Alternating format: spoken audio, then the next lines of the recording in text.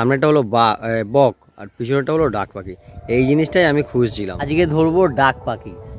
আমি কাঠ পিঁমড়েওয়ালা গাছে বসে আছি আর একটা ডাক পাখি ধরবো বলে। প্রথমে বলে দিই ডাক পাখিটা কি। ডাক পাখি হলো একটা ছোট্ট পাখি, এরকম আমার এই হাঁটু থেকে এরকম হাইটের। পাগুলো খয়েরি কালারের হয়, পেছনটা খয়েরি কালারের হয়, ডানা দুটো কালো হয়, মাথাটা সাদা হয়। পায়ে পায়ে করে দৌড়ায়, ভীষণ স্পিডে দৌড়ায় আর উড়তেও পারে। আর পুকুরের ধারে পাশে থাকে, বাঁশ বাগানে থাকে, ঝোপঝাড় জঙ্গলের মধ্যে থাকে। আর যখন মানে ধরা পড়ে যায় প্রচুর দৌড়ায় আর যাওয়ার জায়গা না, তখন মাথায় মানে মাটির মধ্যে মাথা গুঁজে দেয়। আর এই মাংস খেতে সব থেকে বেস্ট, মানে মুরগি খাসি ফেল হয়ে যাবে এর আগে, এমন টেস্ট হয়। তো আমি ওই ডাক পাখি খুঁজছি, কালকেও খুঁজেছি কিন্তু আমি পাইনি, আজকেও বেরিয়েছি। এই টাইমে পাওয়া যায় আর একটু সন্ধ্যের টাইমে। এখন সকাল বাজে 6:30 কি 6:45 আমি বেরিয়েছি। এই কলা ঝাড় আছে এখানে, এই কলা ঝাড়ে কালকেও দেখতে পেয়েছিলাম। বাপরে, আস্তে আস্তে বক বসে আছে মাঠের মধ্যে, বক বসে আছে। বকের মাংসও ভালো খেতে। এখানে তো জোরে, এদিকটা পুরো ফাঁকা, এই দিকটাও ফাঁকা, মানে এদের দেখতে পাওয়া খুব সহজ নয়। তোকে যে চট করে দেখতে পাবে তা নয়, পুকুর পাড়ে বা বাঁশ ঝাড়ে বেশি দেখতে পাওয়া যায়। দেখে পুকুর পাড়টা দেখে, এখানে তো আপাতত নেই, কালকে এখানে 4টে মতন ছিল। এই হলো পুকুর পাড়।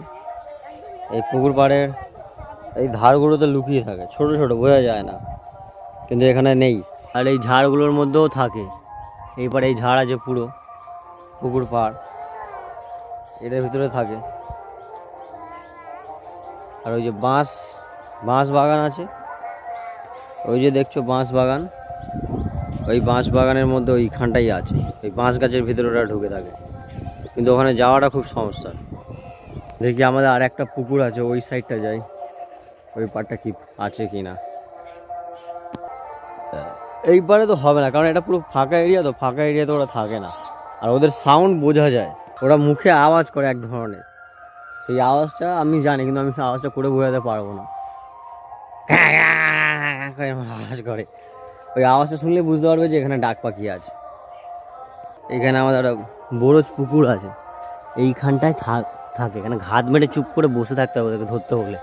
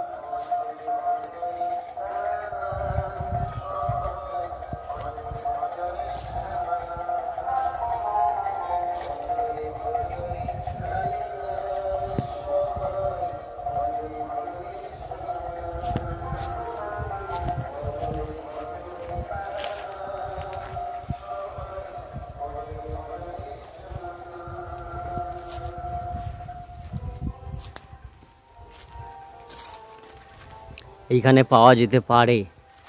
এই যে পুকুরের ধারে এই যে মাটিতে ফুটোগুলো দেখছো, এই যে এই জায়গাগুলোতে ওরা বাসা বেঁধে থাকে।